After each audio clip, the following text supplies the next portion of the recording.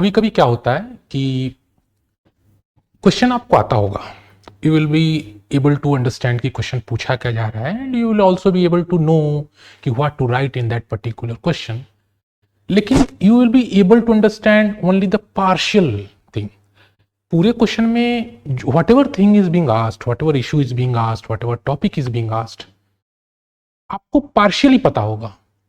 You will think कि यार ये एक टर्म का मुझे क्लियर कट मतलब पता नहीं, I don't understand this particular term, जिसकी वजह से आपका कंफ्यूजन थोड़ा डाउन, आपका कॉन्फिडेंस थोड़ा डाउन हो सकता है, आपकी कंफ्यूजन थोड़ी बढ़ सकती है. Why I am saying this? Because in this question there is backend, there is a term backend integration.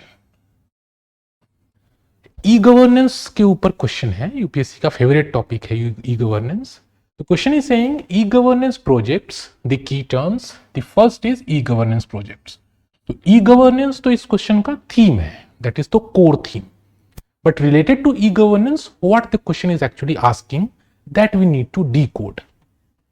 E-governance project have a built-in bias towards technology and back-end integration than user-centric designs. The question is saying कि जो e-governance project है that is biased towards technology and back-end integration. तो दो बातें कही गई, actually तीन बातें कही गई, थर्ड कही गई यूजर सेंट्रिक डिजाइन्स. तो तीन बातें कही गई, टेक्नोलॉजी, बैक-एंड इंटीग्रेशन और यूजर सेंट्रिक डिजाइन्स. ये तीनों बातें कही किस केस में? ई गवर्नेंस प्रोजेक्ट्स के केस में.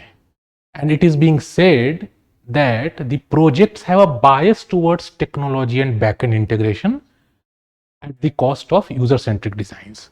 मतलब the question statement is saying that whatever e-governance projects we are having in India, they are not user centric, user friendly नहीं है वो, rather than they are more focused towards incorporation of better technology and back-end integration. Now let me come to the what I started this session is that कभी कभी क्या होगा कि आपको एक दो टर्म का मतलब पता नहीं होगा, उसमें ये है बैक-एंड इंटीग्रेशन. टेक्नोलॉजी का मतलब पता होगा आपको, चांसेस हैं और अच्छे चांसेस हैं कि यूजर सेंट्रिसिटी का ही मतलब पता होगा. But a couple of aspirants will not be able to decode कि ये बैकएंड इंटीग्रेशन का मतलब क्या है. अब इसकी वजह से क्या है कि they will, even if they understood the question, they could not like devote और write answer which is like proportionate, balanced on whatever is being asked. Backend integration कोई बहुत बड़ा रॉकेट साइंस नहीं. Backend means which is not at the front, integration means जुड़ा हुआ है, अंतर्निहित है. तो बैकएंड इंटीग्रेशन मतलब जितने अभी डाटाबेसेस आप बना रहे हैं, आपने e governance project for example मान लीजिए आधार को, आप मान लीजिए आधार सिस्टम, उसके लिए जो भी आपने डाटाबेस बनाया, जो सर्वर बनाया, वो चीजें बैकएंड इंटीग्रेशन की हो गई. अगर गवर्नमेंट ने कोई ऐप लॉन्च किया, for example Umang app launch किया to like integrate different kinds of government services at one app platform, तो उसके लिए government focused more on back-end integration, like government focused more on better servers, better databases, better like back-end stuff government focused. तो इस question में कहा जा रहा है कि टेक्नोलॉजी और बैक-एंड पे ज्यादा फोकस है ई गवर्नेंस प्रोजेक्ट्स का, rather than user centric designs. And the question is asking you to examine. अब यहां पे क्या है कि the very common mistakes that most of the aspirants will commit or they may have committed is that examine को miss कर जाएंगे. अब एग्जामिन कहने का मतलब, जैसे मैं हमेशा कहता हूं कि एग्जामिन का मतलब परीक्षण कीजिए. You need to put your lens, you need to get in to it. Examine का मतलब you will have to be analytical, you can not be descriptive. Examine आपको एनालिटिकल होना है, डिस्क्रिप्टिव नहीं होना है. But most of the aspirants, the first mistake they will commit is they will miss the word examine. उन्हें question statement मिल गया and they will, first thing they will start writing about e governance. मुझे सब कुछ आता, वो सब कुछ ई गवर्नेंस के बारे में लिखना शुरू कर देंगे. They will give a very beautiful definition and they will go on elaborating the benefits of e governance. सब कुछ लिख देंगे. बट जब बात आ रही है बायस टुवर्ड्स इसको एग्जामिन करने की, तो कहने का मतलब कि आपको टेक्नोलॉजी और बैकएंड इंटीग्रेशन को लेकर के ई गवर्नेंस प्रोजेक्ट्स कितने बायस्ड हैं या नहीं है, इसको एग्जामिन करना है। You need to be analytical. आपको सिर्फ डिस्क्राइब नहीं करना है कि yes they are biased towards technology, yes they are biased towards backend integration, या इसके अपोजिट नहीं लिखना है कि no they are not at all biased towards technology, they are not at all biased towards backend integration. ये अगर आप ऐसे लिखते हैं तो that is called linear description. सिर्फ डिस्क्राइब किए जा रहे हैं आप चीजों को, बट आप एग्जामिन नहीं कर रहे हैं। एग्जामिन करने के लिए you need to give some facts. आपको कुछ फैक्ट्स देने होंगे, कुछ एग्जाम्पल्स देने होंगे, कुछ तथ्य देने होंगे, कुछ उदाहरण देने होंगे। Then only you can examine, then only you can prove that point, you can like be analyse that point कि to what extent this question statement is true और not. So this is the very basic mistake. First thing, they will miss the term, like they won't understand the meaning of backend integration. Even if they understood, then there are chances that they will miss the word examine. Now, if we have brainstormed this much, if we have decoded the question this much, then the thing that we need to do is we need to start structuring of the answer, how to structure the answer. अब इस question में अगर आपको structure करना है तो क्या लगता है क्या सबसे सिंपल चीज हो सकती है? सबसे सिंपल चीज, अगर आप आंसर को स्ट्रक्चर कर रहे हैं और अगर आप इंट्रो दे रहे हैं, the best thing is that you define e governance projects. Simple, आप ई गवर्नेंस प्रोजेक्ट्स को डिफाइन कर दीजिए कि there are different kinds of projects launched by government of India which are aiming towards better governance using digital technology. एक 10 word हमने लिखा, हमने उसमें ई गवर्नेंस को डिफाइन कर दिया. उसी इंट्रोडक्शन में you can write that what ever E governance projects the government is launching, those E governance projects should be having a strong technological base. Because अगर डिजिटल टर्म्स में आप बात करें तो बिना टेक्नोलॉजी के आप ई गवर्नेंस प्रोजेक्ट्स कैसे लाएंगे? तो आपने एक इंट्रोडक्शन दिया जिसमें आपने ई गवर्नेंस प्रोजेक्ट्स को डिफाइन कर दिया, and you also highlighted the importance of technology. ठीक, बिना टेक्नोलॉजी के तो हो नहीं सकता, तो आपने टेक्नोलॉजी की इंपॉर्टेंस को हाईलाइट कर दिया.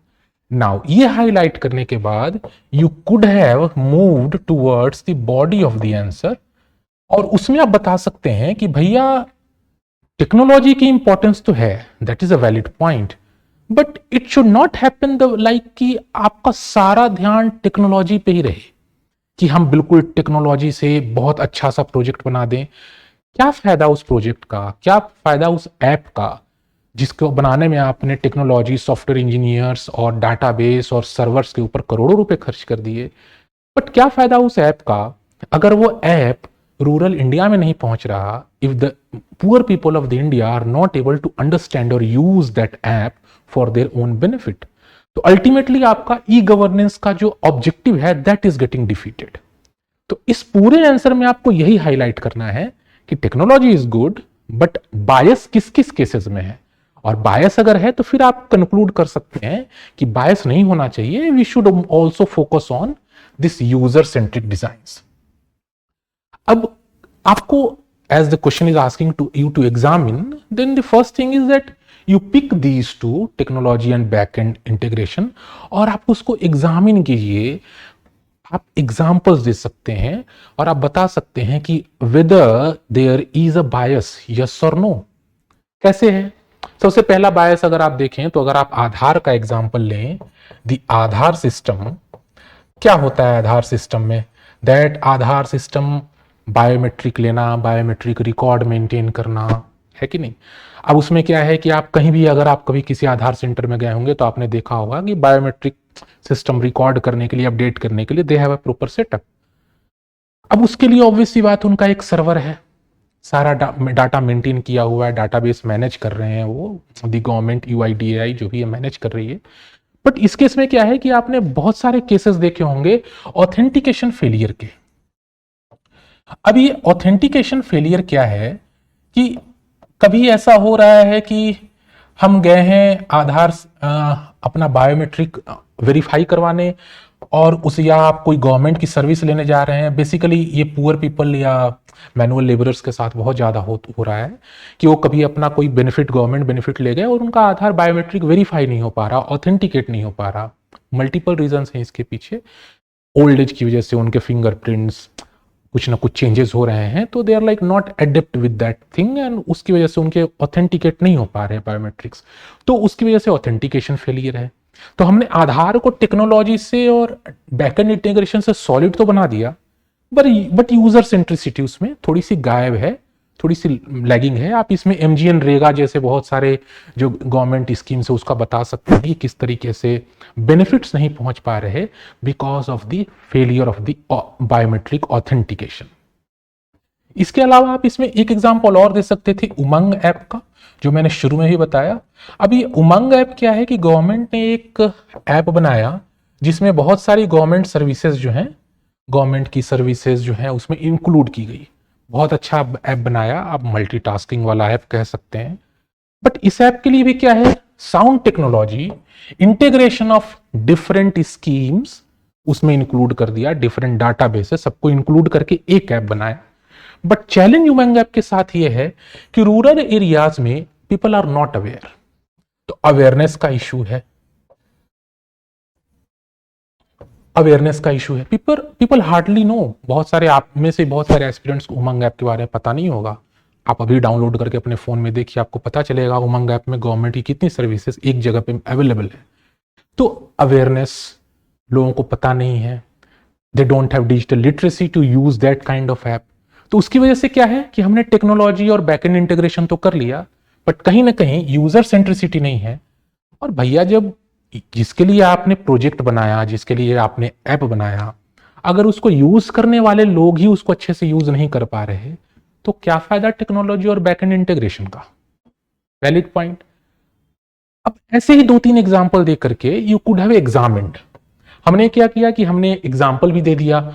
अगर आपके पास है तो आप कुछ फैक्ट्स दे सकते हैं, जैसे MGN रेगा के कैसे वेज पेमेंट को लेकर के कैसे हर्डल आया, राशन कार्ड के बेनिफिट्स PDS पे कैसे ऑथेंटिकेशन का फेलियर हुआ। आप झारखंड का एग्जाम्पल दे सकते थे। तो using the facts and examples you examined that to a greater extent the e-governance projects have a bias towards technology and back-end integration. But अब सिर्फ यहां पे आपको छोड़ना नहीं है, because you only give the supporting arguments towards the statement. आपको you need to write also on user-centric designs. Then you can simply conclude. Conclusion आप इसमें थोड़ा अच्छे से दे सकते हैं कि जैसा मैंने अभी आपको थोड़ी देर बोला कि whatever projects you are launching और starting towards e governance, if they are not benefiting the ultimate user, they are of no use. So it is very important that government focuses on digital literacy, government focuses on awareness generation. तो इस तरीके से to ensure that the e governance projects are meeting और their ultimate objective, इस तरीके से you could have written a conclusion, और तब जाकर के आपका ये आंसर जो होता that could have met the contextual demand. और कॉन्टेक्चुअल डिमांड एक ऐसी चीज है जिसके बारे में अपने सारे सेशंस में हमेशा एम्फसाइज कर रहा है, emphasising a lot that unless and until you are meeting the contextual demand of the question, your answer is having hardly any value. See you next session.